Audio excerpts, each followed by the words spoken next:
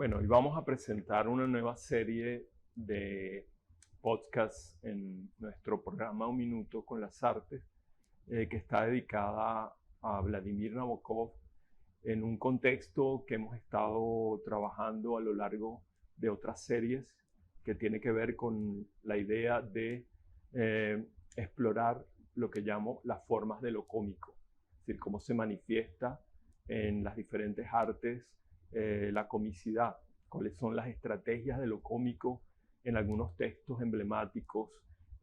Y comencé abordando ese problema en un análisis de las obras musicales y los escritos, las memorias y los ensayos de Erik Satie. O sea, comencé por un camino inesperado para mí porque siempre había trabajado con la literatura y tenía en la mirada, cuando pensé en la investigación sobre lo cómico, en libros clásicos, como por ejemplo El Quijote de Cervantes, las obras de Rabelais, o en todo caso cosas de Gombrowicz, de Lewis Carroll, de Joyce, de Jarry, de Gombrowicz o de Balzer, y bueno, las películas de Chaplin y de Keaton, pero de alguna manera apareció inesperadamente la figura de Satie y comencé por allí. Yo había pensado mucho tiempo en abordar el problema, una serie dedicada a lo cómico en el arte, y resulta que el que abrió el camino para que eso se realizara fue Satie, la música de Satie, las memorias de Satie, como dije antes. Y bueno, a partir de ahí comenzó una exploración del tema, a partir de la música y de la personalidad también de Satie, pero ya en la propuesta inicial de esa exploración de la música y de la sátira de Satie en la música y en sus opiniones, la figura de Nabokov. O sea, no podía faltar en la lista de candidatos para abordar el problema de las formas de lo cómico a Vladimir Nabokov, que es un autor que forma parte de mi altar particular, de mi Santa Santorum, digamos, de grandes escritores que me acompañan desde muy temprano y a los que yo sigo, admiro y, bueno, por supuesto los tengo como modelos ideales de una construcción literaria perfecta y emocionante.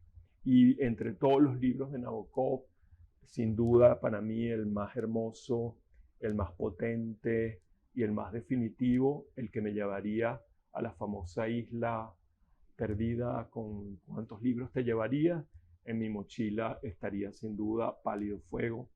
Y Pálido Fuego va a ser objeto entonces de una persecución de 10 podcasts de abordaje del problema de lo cómico, tal como lo plantea Nabokov en lo que he llamado las sátiras académicas de Vladimir Nabokov. Y comencé con otro personaje también emblemático, muy querido, muy entrañable, que es Timofey Nin, otro profesor de un college digamos que en la Nueva Inglaterra, ¿verdad? Que tanto Timofey Nin, que es el primer personaje académico que aparece en las novelas de Nabokov, después va a aparecer la figura fundamental para mí, que se las lleva todas por delante, que es Charles Kimball, el personaje central de Pálido Fuego, ¿verdad? Bien, ese sería, digamos, el marco en el que se trató de abordar a Nabokov como representante de la literatura cómica en un sentido muy amplio, ¿verdad? Vladimir Nabokov no apela a una comicidad, digamos, vulgar, llana o previsible, sino una comicidad muy sutil, muy refinada, muy trabajada estilísticamente y en el fondo muy poética y al mismo tiempo muy compasiva. Es decir, las burlas de Nabokov nunca van al nivel de la crueldad, nunca pasan al nivel del ensañamiento con los personajes risibles de sus libros. hay una empatía, ¿verdad? Con esos personajes que suelen ser personajes que son portadores de alguna carencia, de alguna falla, de algún defecto y que por eso resultan cómicos porque se diferencian del resto de las personas y no son entendidos, no son comprendidos y en los contextos en los que actúan, bueno, son desconcertantes, son extravagantes, son imprevisibles y tienen reacciones que a veces no son comprendidas y en muchos momentos se provoca la risa. Y la investigación trata de ver por qué nos reímos, simplemente qué es lo que nos produce risa en las obras de arte, en la comedia misma, ¿verdad? Los programas de televisión, por qué nos reímos de un chiste por Instagram, porque a veces soltamos una carcajada violenta como un estornudo. Piense que René Girard, que es uno también de mis escritores tutelares, tiene una investigación muy interesante sobre lo cómico y él compara la risa con el estornudo. Es decir, es una forma de explosión anímica de el cuerpo, es decir, el alma se expresa mediante una explosión sentimental y nerviosa como una suerte de exorcismo de una pena, de una carga interior que debe ser liberada, ¿verdad? Así como cuando estornudamos nos sentimos liberados de alguna carga, digamos, corporal, con la risa nos sentimos liberados en un estallido, en una explosión emotiva de contenidos duros, dolorosos o tristes o melancólicos de la propia experiencia. Bien, la novela que vamos a abordar en esa serie de podcasts que estamos presentando es precisamente Pálido Fuego. Yo quería leer una pequeña nota de introducción para abrirles camino a ustedes para ese encuentro con lo que es la novela y lo que yo planteo allí como las formas de lo cómico. Les planteo en pocas palabras lo que es la novela. Yo digo en alguno de los podcasts que es un despropósito tratar de resumir una novela como Pálido Fuego. Es decir, no una novela como Pálido Fuego, sino cualquier novela, ¿verdad? Es decir, cualquier obra literaria no puede ser sintetizada. Nada de lo que ella contiene y de lo que ella dispone como configuración discursiva se puede eliminar. Si la obra es una obra lograda, digamos, acabada, nada de lo que en ella aparece es accesorio y por lo tanto es un pecado, digamos, una especie de agravio a la obra, a la majestad que cada obra aporta, quitarle un pedazo o resumirla. Por lo tanto, mi invitación es a que lean la novela. Es decir, el disfrute global, digámoslo así, de una obra literaria es leérsela completa. Es decir, no leer resúmenes. Por ejemplo, las personas que han leído la Divina Comedia en una versión prosificada se han perdido la mitad del placer de la Divina Comedia, que fue escrita originalmente en forma de cantos, ¿verdad? En forma rítmica y melódica, en la que las consonancias y las resonancias de las palabras producen un efecto sensual que se pierde en la prosificación. Se pierde en la traducción mismo. Habría que leerlo, ¿verdad? La Divina Comedia en el original dantesco, es decir, en el idioma florentino, ¿verdad? En el que fue escrita. Eso no es posible muchas veces porque no sabemos tantos idiomas, no podemos leer muchos de nosotros a Baudelaire en francés y obviamente no podemos leer a Nabokov en ruso, pero podemos leer a Nabokov en inglés, porque Nabokov, cuando emigró a Estados Unidos, empezó a escribir en inglés y se convirtió en un escritor inglés, ¿verdad? Porque un escritor pertenece a la lengua que escribe y él alcanzó una gran maestría en el uso literario del inglés. Y Pálido Fuego es una demostración evidente, una demostración flagrante de las alturas a las que llegó Nabokov en su conocimiento de una lengua extranjera como el inglés. Es notable que Nabokov haya tenido una capacidad, ¿verdad?, de entrar en relación con los lenguajes extranjeros, y también escribió en alemán y entendía perfectamente el francés. Por lo tanto, aquellos que lean inglés, les recomiendo leerse Pálido Fuego en inglés, porque Pálido Fuego es un libro ambidiestro, digámoslo así. Yo en uno de los podcasts digo que es un libro con dos alas, o un pájaro con dos alas. Una de las alas es la que corresponde a los cantos del poeta John Shade, que forma parte del texto, y esos 4 cantos, yo digo en uno de los podcasts, tiene la altura y la potencia expresiva, la belleza, que comparable a los 4 cuartetos de Eliot, a la Tierra Baldía de Eliot, a los Cantares de Pound.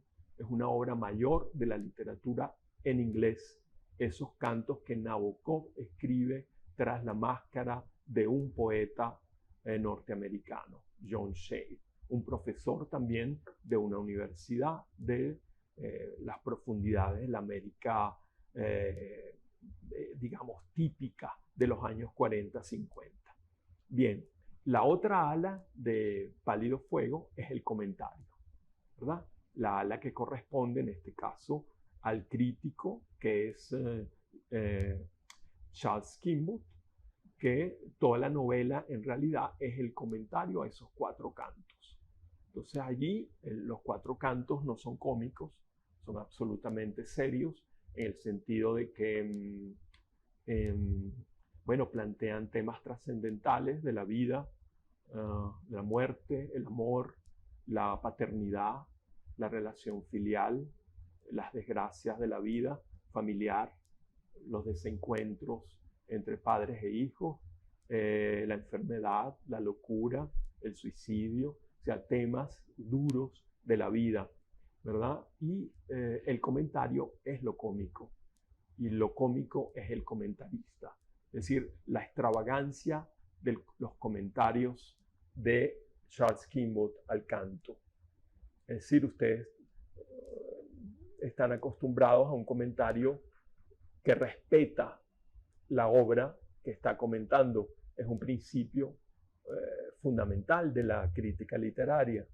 Sin embargo, en el caso de Nabokov, en esta novela, el comentario es prácticamente una burla a la crítica misma como operación intelectual.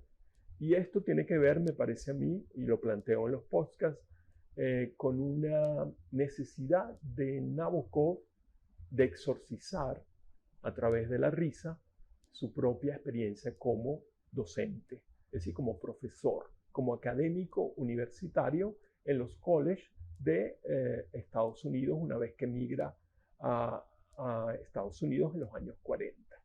Por lo tanto, Timofey Nin, el protagonista de Nin, es un profesor universitario ruso, además, para más cuento, ¿verdad?, que viene a dar clases de ruso en un college.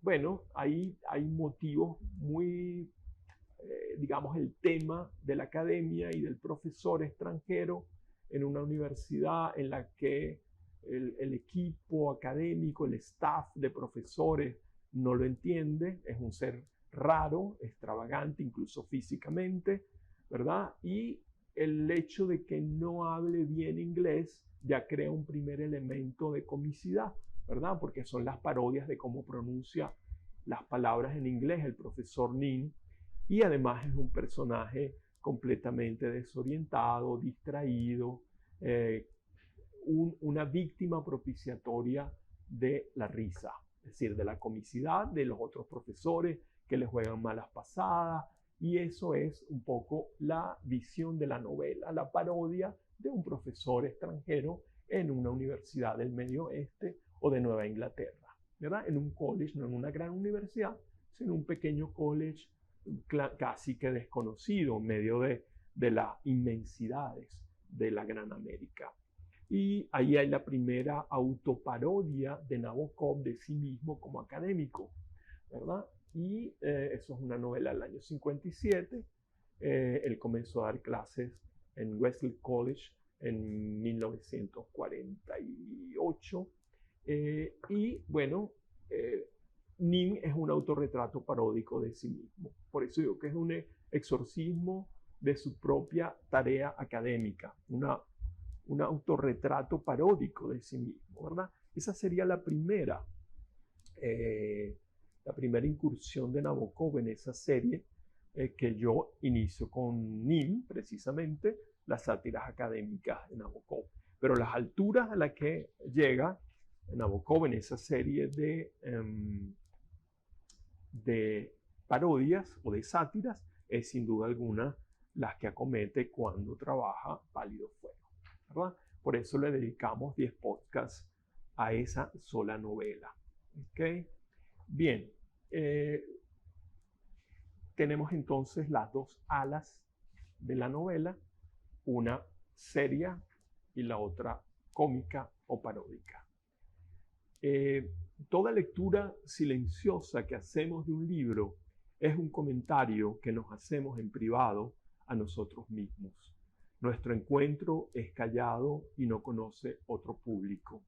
La crítica, en cambio, es la declaración explícita que rompe esa sagrada intimidad y la divulga, trata de traducir para los otros esa experiencia intransferible de empatía y sometimiento mutuo que se establece entre el libro que leemos para leerlo por las alegrías o estremecimientos que nos brinda, sin otro objetivo que no sea el placer puro de leer, sin más verbo intransitivo. El comentario es siempre venal y es siempre traicionero. Es impúdico y siempre corre el riesgo de ser impreciso por exceso o por defecto. Y en cualquier caso es inoportuno y sobre todo impertinente, efecto de un exhibicionismo premeditado que sabe a revelación indebida de un secreto que debía permanecer oculto y que nadie estaba pidiendo que lo reveláramos. Pero esa relación prístina es en el fondo una ilusión, puro idealismo. Siempre que leemos un libro, nunca somos los primeros en haberlo leído, y no solo porque otros lo leyeron antes y somos herederos sin saberlo de esos antepasados que nos preceden y que en muchos casos nos resultan del todo desconocidos, sino porque quien lo escribió tampoco lo escribió solo, porque quien lo escribió a partir de lo que había leído, conscientemente o no. Leer es siempre leer lo que alguien ya ha leído. Escribir es testimoniar el efecto que nuestras lecturas, no solo nuestra vida, no solo nuestra imaginación, han ejercido sobre nosotros. Y todo escritor, como todo lector, es alguien que en muchos sentidos llueve sobre mojado, por así decirlo. Y de esa humedad acumulada nos nutrimos todos, escritores, lectores, traductores, comentaristas, chapoteando en el mismo barro de sedimentos sustantivos. Cuando Nabokov traduce el Onegin al inglés, el libro, famosa novela en verso de Pushkin, Eugenio Onegin, cuando Nabokov traduce el Onegin al inglés y lo comenta luego, verso por verso, con una minucia bastante patética y al caso patológica, lee lo que otros han leído y escribe sobre lo que Pushkin escribió. En su gesto hay seriedad y anhelo de fidelidad, pero también obcecación y pedantería. Su alter ego, Kimbo, lleva este ejercicio hasta el delirio. Su comentario de Shea es también traducción de los cantos al idioma de su propia manía, pero es también más que traición, tergiversación, détournement hecho a capricho, sin control ni rigor erudito, sino como apropiación indebida, es decir, como robo, como pretexto para construir un retrato de sí mismo. Nabokov no está tan lejos de Kimbo como pudiera parecer. Y al escribir Pálido Fuego, no solo se retrata a sí mismo como otro en un mismo espejo repetido, sino que reescribe a Shakespeare y a Boswell, a Sterne, a Carlyle, a Cervantes, a Pope y a Hope. Todo comentario es un laberinto y todo libro, hasta el más pretendida y aparentemente original, pero ¿qué es original en arte? ¿Qué es original en la vida? Es un comentario de un comentario y por tanto laberinto de muchos laberintos. Pálido Fuego no es distinto.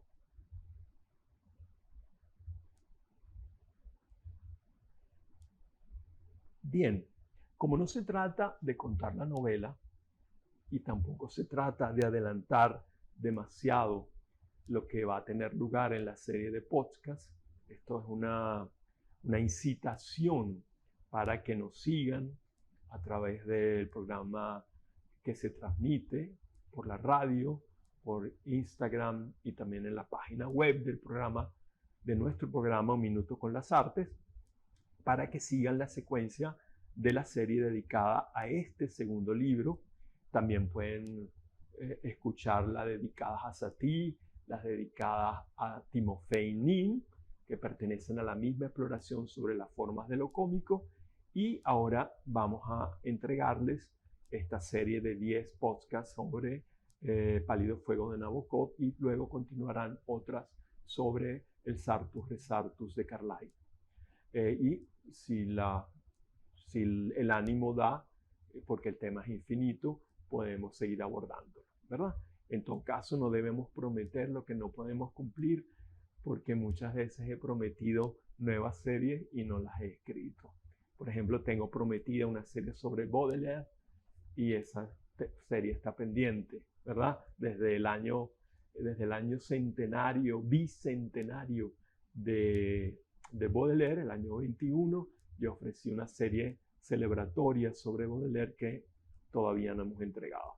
Se atravesaron por el camino estas otras inquietudes y estas otras emociones.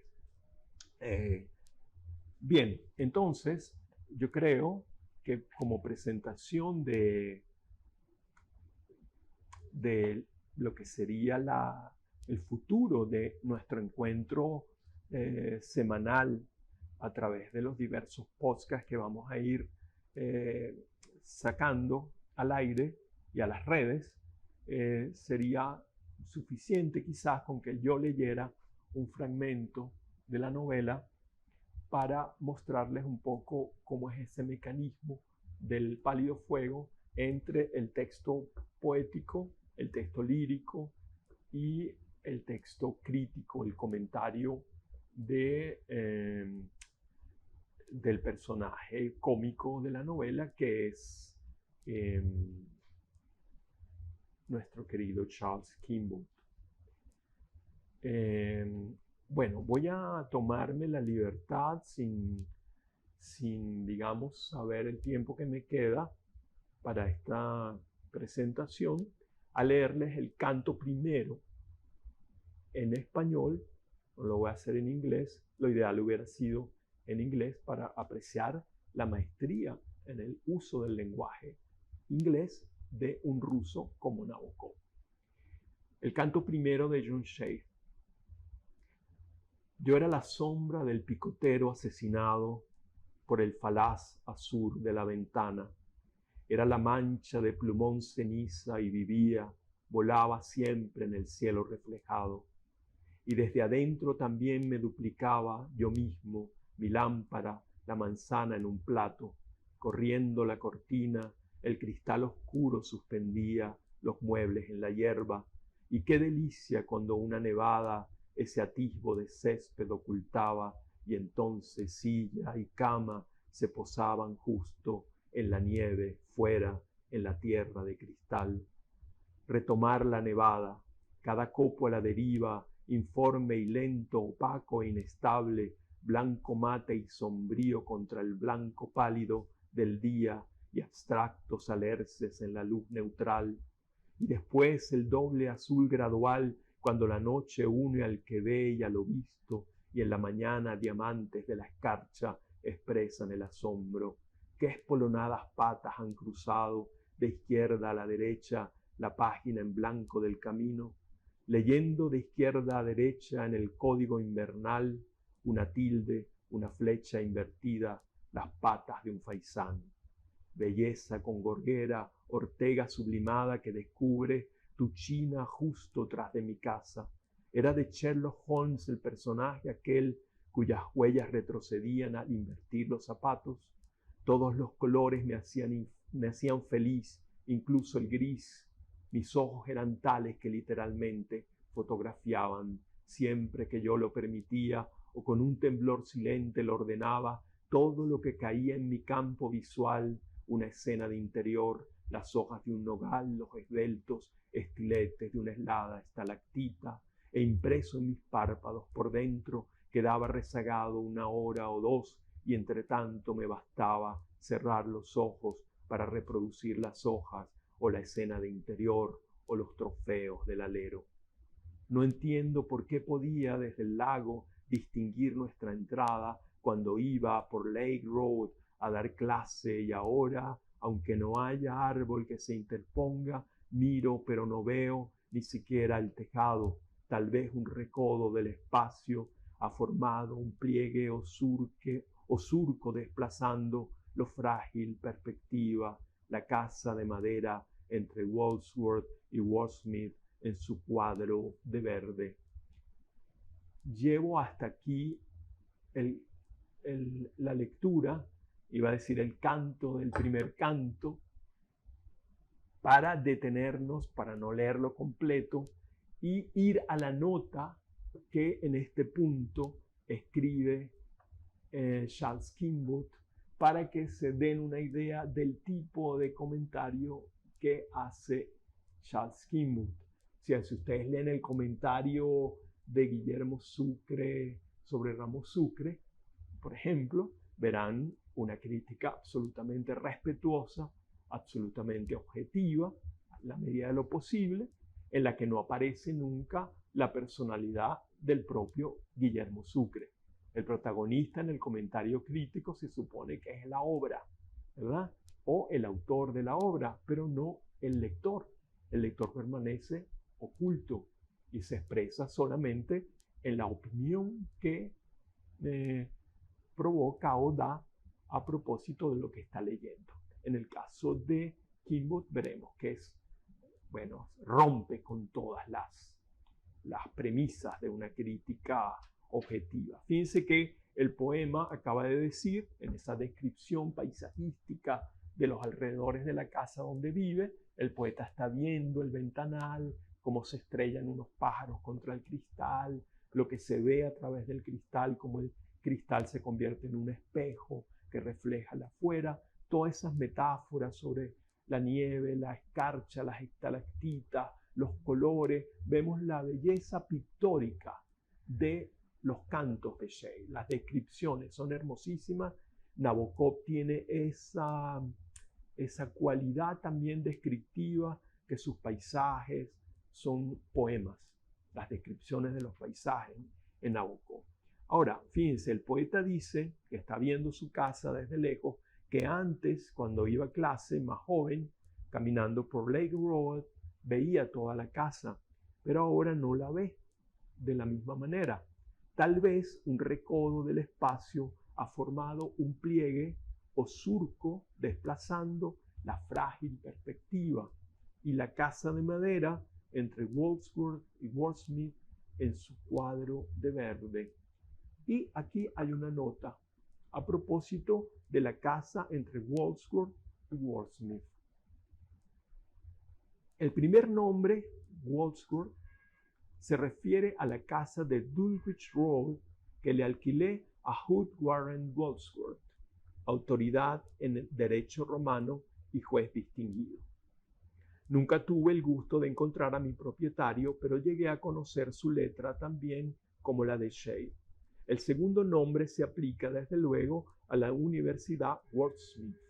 Mientras aparenta sugerir una situación intermedia entre esos dos lugares, nuestro poeta está menos preocupado por la exactitud espacial que por un ingenioso cambio de sílabas que evoca a los dos maestros del decasílabo pareado, entre los cuales abriga su propia musa. Wordsworth Smith. En realidad, la casa de madera en su cuadrado de verde estaba a 5 millas al oeste del campus de Wordsmith, pero solo a unos 50 metros de mis ventanas del lado este. En el prefacio de esta obra he tenido ocasión de decir algo acerca de los encantos de mi casa. La encantadoramente vaga señora, véase la nota al verso 691, que me la consiguió sin haberla visto, estaba llena de buenas intenciones, sin duda, en especial porque esta casa era muy admirada en la vecindad por su espaciosidad y gracia del viejo mundo. En realidad era una vieja casa triste, blanca y negra, en parte de madera del tipo llamado Wednagen en mi país, con glabletes esculpidos, ventanas salientes llenas de corrientes de aire y un pórtico de entrada presuntamente seminoble coronado por una horrible galería. El juez Wordsworth tenía una mujer y 4 hijos. Las fotos de familia me acogieron en el vestíbulo y me persiguieron de cuarto en cuarto, y aunque estoy seguro de que Alpina, 9 años, Betty, 10, Cándida, 12 y Dee, 14, pronto dejarán de ser un horror de bonitas y pequeñas escolares para transformarse en elegantes jóvenes y madres incomparables, debo confesar que sus retratos burlones me irritaron hasta tal punto que al fin los recogí uno por uno y los metí todos en un armario bajo la idea patibularia de sus ropas de invierno cubiertas por fundas de celofán. En el escritorio encontré un gran retrato de los padres con los sexos invertidos, pues la señora Wordsworth se parece a Malenkov y el señor Wordsworth a una bruja con cabellera de medusa, y la sustituí por la reproducción de un Picasso de la primera época que me gusta mucho, un muchacho color tierra que lleva un caballo color lluvia. Pero no me preocupé mucho por los libros de la familia que estaban también desparramados en toda la casa.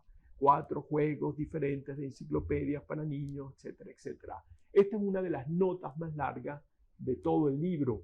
El simple verso, la casa de madera entre Wordsworth y Wordsmith, ¿verdad?, es motivo para que el comentarista Charles Kimball despliegue esta especie de micronovela en la que él es el protagonista. Se pierde de vista el poema, ya no estamos en el poema, ya no estamos con el poeta, estamos con el crítico. El crítico está hablando de la casa que alquila, de lo que encuentra dentro de la casa, hace una descripción pormenorizada de lo que va encontrando, de los antiguos habitantes, los retratos, las corrientes de aire de la casa, y con eso acumula y acumula páginas y páginas de explicaciones en las que nos vamos enterando de el comentarista, más que de John Shade o de los cantos o del canto primero que le está comentando, nos enteramos de la vida del comentarista, ¿verdad? Y en muchos momentos hay momentos cómicos, ¿verdad?, de exageración, pedantería, autosuficiencia, en la que el crítico se pone en ridículo porque siempre pone por delante su propia figura, un egocentrismo. Yo trabajo eso en un exhibicionismo personal del crítico, y eso provoca risa porque es desconcertante. Uno de los elementos teóricos que yo trabajo en los podcasts, en esa exploración sobre lo cómico, es precisamente la idea de lo desconcertante, lo que nos saca del concierto, de nuestras prevenciones y de nuestras costumbres habituales, esa desconcertación del concierto de nuestras sensibilidades nos produce un shock frente al cual reaccionamos con asombro, con estupefacción y en algunos momentos con la risa, porque el desencuentro radical entre lo que vemos y lo que se dice, entre la realidad y lo que se supone que es la realidad, ese contraste es un catalizador de la risa, la explosión de la risa. Nabokov maneja muy bien este aspecto y, bueno, me parece que alcanza unas alturas ejemplares en el caso de Pálido Fuego. Por lo tanto, bueno, los invito a que sigan, como ya les dije antes, por nuestras redes, la secuencia de estas incursiones en el problema de lo cómico a través de una lectura que trata de ser ligera, sarcástica, un poquito cómica, para no desdecirme del tema que estoy trabajando. Es decir, no voy a escribir unos podcasts serios y encopetados cuando se trata de poner en escena la comicidad. Y hay un elemento adicional. Fíjense que Nabokov se parodia a sí mismo en la figura de Timofey Nin, se parodia a sí mismo en la figura de Charles Kimball. Yo también soy profesor. Al leer a estos dos sujetos, yo me siento identificado con Nin y con Kimbote, pero también con Nabokov, con el gran profesor universitario, con el gran crítico literario que tradujo el Eugenio Oneguin al inglés, con un aparato crítico abrumador. La edición de la traducción de Nabokov del Eugenio Oneguin de Pushkin, el primer volumen es la novela en verso traducida al inglés, un inglés literal, un inglés al que se le ha quitado todo elemento musical, por lo tanto es una traducción muy seca, muy dura, pero absolutamente literal.